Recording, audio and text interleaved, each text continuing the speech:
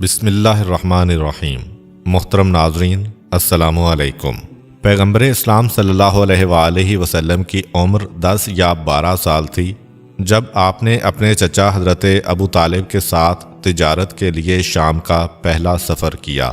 اس دوران تجارتی سرگرمیوں کے ساتھ ساتھ پیغمبر اسلام جیاد کی پہاڑیوں پر اپنی بھیڑ بکریاں بھی چرایا کرتے تھے۔ کچھ ہی عرصہ گزرتا ہے کہ حضرت ابو طالب جو اب تک رسول خدا کو تجارت کے لیے سفر میں اپنے ساتھ لے جاتے تھے، پیغمبر اسلام کو تجارت کی پوری ذمہ داریاں سپرد کرتے ہیں۔ پیغمبر اسلام کی عمر جب 20 سال ہوئی تو فجار نامی جنگ کا چوتھا مرحلہ شروع ہوا۔ پہلی مرتبہ بدر بن معاشر غفاری نامی ایک مغرور شخص کے چیلنج پر بنی نصر کے ایک آدمی احمد بن مازن نے اس کی ٹانگ کو تلوار کے وار سے کاٹ دیا تھا اور دونوں کے قبیلوں میں جنگ چھڑ گئی تھی۔ دوسری مرتبہ بنی کنانہ قریش کے چند شرارتی نوجوانوں نے بنی عامر کی ایک عورت کا کرتا پھاڑ ڈالا۔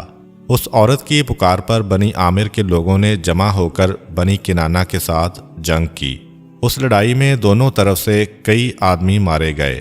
تیسری مرتبہ بنی جشم بن عامر کے ایک شخص کا بنی کنانہ کے ایک آدمی سے قرض کے لین دین پر جھگڑا ہوا اور یہ تنازع رفتہ رفتہ دونوں قبیلوں کے درمیان جنگ و جدل میں تبدیل ہو گیا۔ اس پر سبھی کا اتفاق ہے کہ جنگ فجار کے ان مرحلوں میں رسول خدا صلی اللہ علیہ وآلہ وسلم موجود نہیں تھے، اور جنگ فجار کا چوتھا مرحلہ اس طرح شروع ہوا کہ تجارت پیشہ قریش کے لیے حجاج و زائرین کی آمد ایک منافع بخش ذریعہ آمدن تھی۔ اس لیے انہوں نے مختلف مقامات پر تجارتی میلوں کا اہتمام کر رکھا تھا۔ ان میلوں میں جو لوگ سامان تجارت لاتے ان سے عشر یعنی 10واں حصہ بطور محصول درآمد وصول کیا جاتا تھا۔ ان تجارتی میلوں کے فروغ کے لیے انہوں نے حرام مہینوں کا نظام رائج کر رکھا تھا، یعنی ان مہینوں میں راہزنی، ڈکیتی، لوٹ مار، انتقام جوئی اور قتل و غارت گری وغیرہ کو حرام قرار دیا گیا تھا۔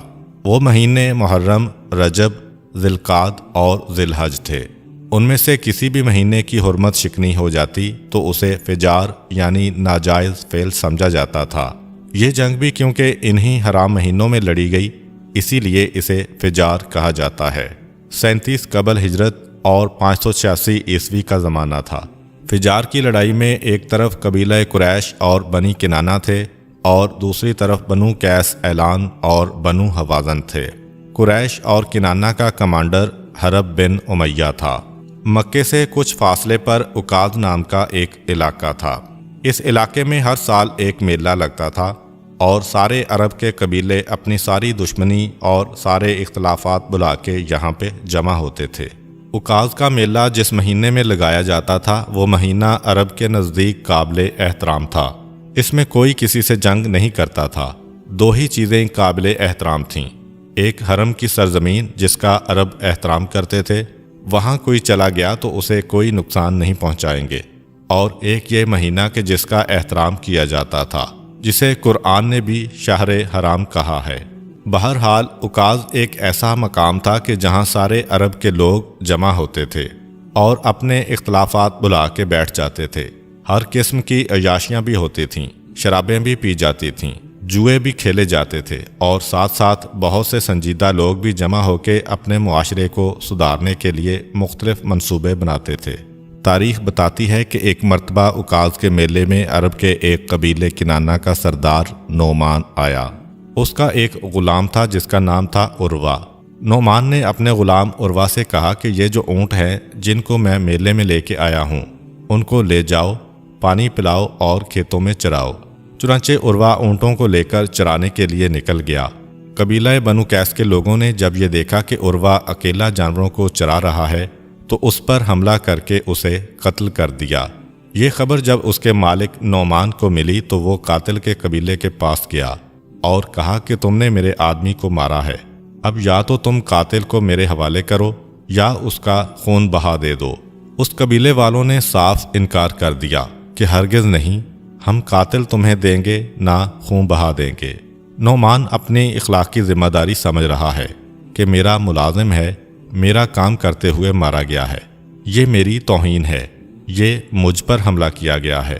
جب اس نے دیکھا کہ یہ لوگ نہیں مانتے تو اس نے اپنے قبیلے کو جمع کر کے ساری کیفیت سنائی۔ بنو کنانہ کا قبیلہ جمع ہو گیا کہ واقعاً تم حق پر ہو، تم پر ظلم ہوا ہے، اور ادھر قاتل کا قبیلہ بھی جمع ہو گیا کہ ہمارے آدمی کے خلاف تم نے کیوں بات کہی، اور اب ہم اس کا بدلہ لیں گے۔ یہ دونوں قبیلے میدان میں آ گئے اور ان کے درمیان جنگ شروع ہو گئی۔ قریش کو یہ اطلاع ملی، خاص طور پر خاندان بنو ہاشم جس کی قیادت اس وقت حضرت ابو طالب کر رہے تھے۔ اب بظاہر بنی ہاشم کا اس معاملے سے کوئی تعلق نہیں ہے، لیکن بنو ہاشم نے دیکھا کہ یہ نعمان کا قبیلہ حق پر ہے کہ ہمارے آدمی کے قاتل کو واپس کرو یا اس کا خون بہا دو، لیکن جو سامنے والا قبیلہ ہے وہ اتنا ضدی ہے کہ نہ قاتل کو دے رہا ہے نہ اس کا خون بہا دے رہا ہے، اور ساتھ ساتھ احترام والے مہینے میں جنگ شروع کر دی۔ چنانچہ بنو ہاشم نے آپس میں کہا کہ ہمیں مظلوم کی مدد کرنا چاہیے، اگرچہ ہمارا اس میں براہ راست کوئی دخل نہیں ہے، مگر ہم نعمان کے قبیلے کی مدد کریں گے۔ چنانچہ وہ اس کے ساتھ شامل ہو گئے۔ جس وقت جنگ فجار کا چوتھا مرحلہ چل رہا تھا، اس وقت پیغمبر اسلام بھی مکے میں تھے، اور خاندان بنو ہاشم چونکہ اس جنگ میں مظلوم قبیلے کا ساتھ دے رہا تھا تو اللہ کے رسول بھی اس جنگ میں شریک ہوئے، مگر خود پیغمبر اسلام کا جملہ ہے کہ میں نے کسی پہ تلوار نہیں چلائی، میں نے کسی پہ نیزہ نہیں اٹھایا، میں نے کسی پہ تیر نہیں برسائے۔ میرا کام صرف یہ تھا کہ جو میرے چچا میدان میں کھڑے ہیں ان کے اوپر جو تیر آ رہے ہیں میں ان تیروں کو روکتا تھا اور ان کو اٹھا کے اپنے چچا کے سپرد کیا کرتا تھا۔ پیغمبر اسلام کی عمر اس وقت 20 سال تھی، جوانی کا آغاز ہے، اور سوچ رہے ہیں کہ معاملات کو سلجھانے کا یہ طریقہ نہیں ہے کہ جس پر ظلم ہو جائے وہ بھی قانون ہاتھ میں لے کے میدان میں نکل آئے۔ تو پیغمبر اسلام مظلوم کی مدد کے لیے جا تو رہے ہیں مگر اس جنگ میں حصہ نہیں لے رہے ہیں کہ جس کے اندر معلوم نہیں کون بے گناہ مارا جائے۔ سامنے والے میں سب تو ظالم نہیں ہیں، پتہ نہیں کون بے قصور مارا جائے، فقط اپنے خاندان کا دفاع کر رہے ہیں۔ تاریخ رسالت میں اسلام سے پہلے یہ پہلا اور آخری موقع نظر آتا ہے کہ جب پیغمبر اسلام میدان جنگ میں نکلے، اور اگرچہ جنگ نہیں کی مگر میدان میں کھڑے رہے۔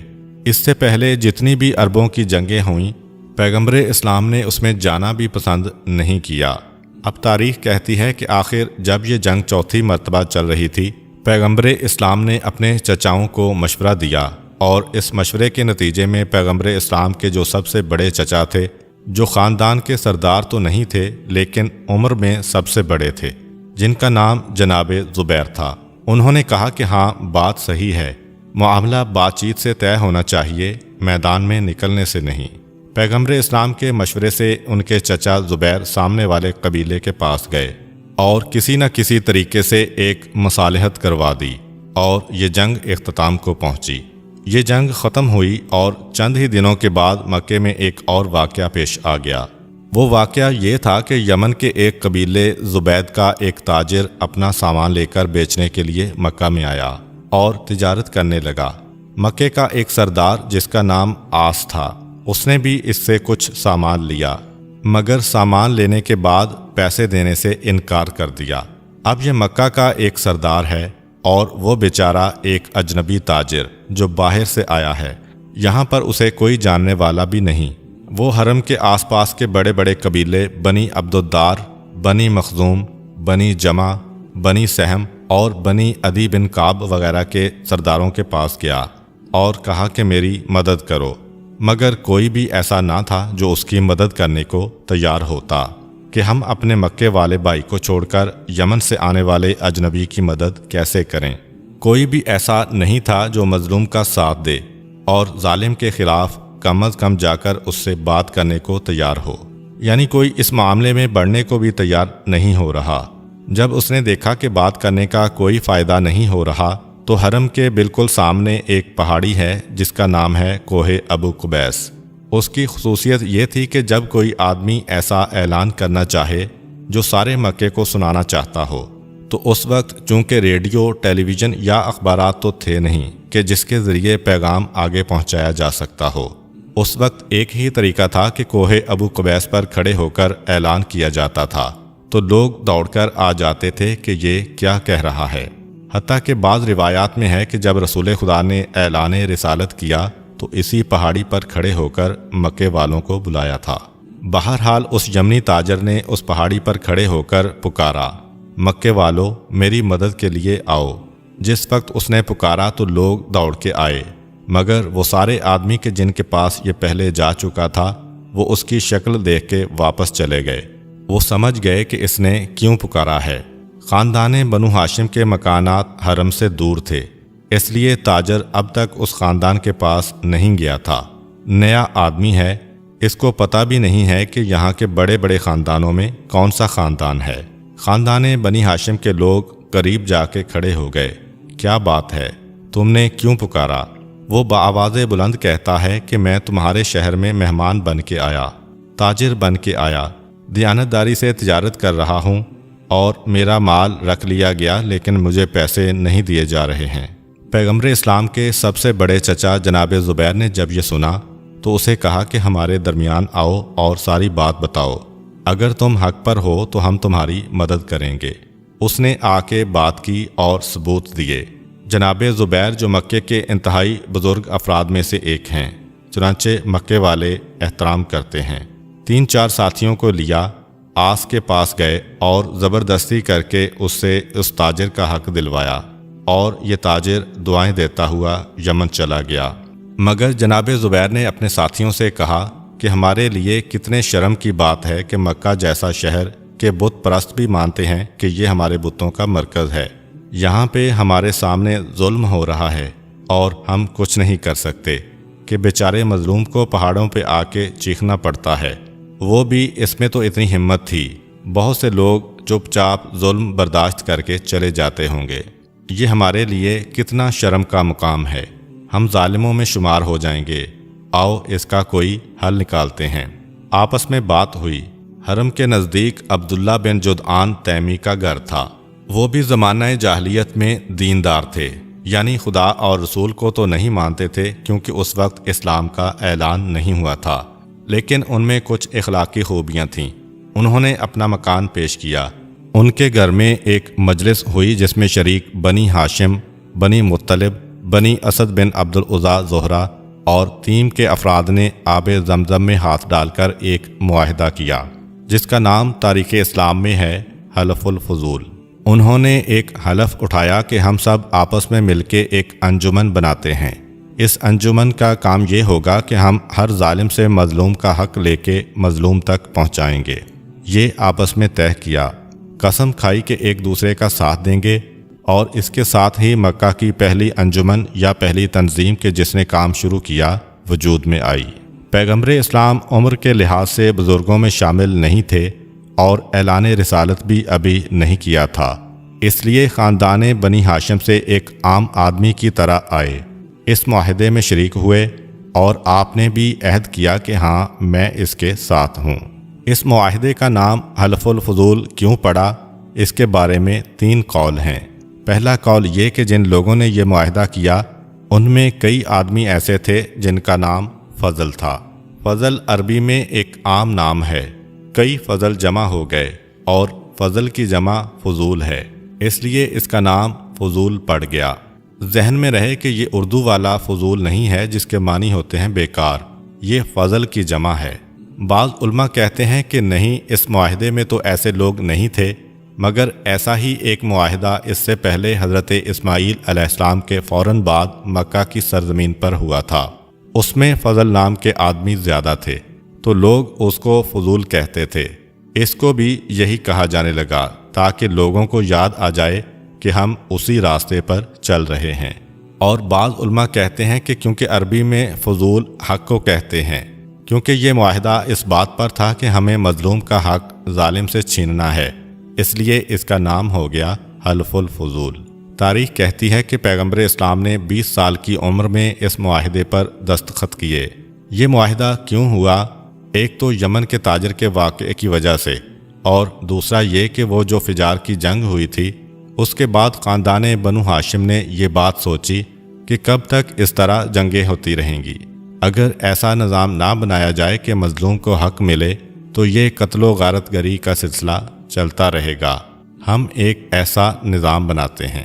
पैगम्बर इस्लाम को इस अंजुमन में शरीक होने के बाद ये अंजुमन इतनी पसंद थी कि सारी ज़िंदगी ऐलान रिसालत के बाद भी, मदीने पहुँचने के बाद भी ये ऐलान करते रहे कि खुदा की कसम, अगर आज कहीं भी उस किस्म का कोई मुआहिदा दोबारा होता है तो आज भी मैं जाने को तैयार हूँ, उसमें शरीक होने को तैयार हूँ। पैगम्बर इस्लाम ने एक और मर्तबा इस मुआहिदे की तारीफ़ करते हुए कहा कि अगर मुझे कोई 100 सुर्ख ऊँट भी लाकर दे दे कि तुम इस अंजुमन में शरीक ना होना, तो खुदा की कसम मैं उसको कबूल नहीं करूँगा और इसमें शरीक हो जाऊँगा। सुर्ख ऊँट अरबी का एक मुहावरा है जिसका मतलब है बहुत ज़्यादा कीमती चीज़, क्योंकि सुर्ख ऊँट एक बहुत कीमती ऊँट है। जैसे हमारे यहाँ कहा जाता है कि अगर मुझे कोई कारून का ख़जाना भी लाकर दे दे तो मैं ये काम नहीं करूँगा।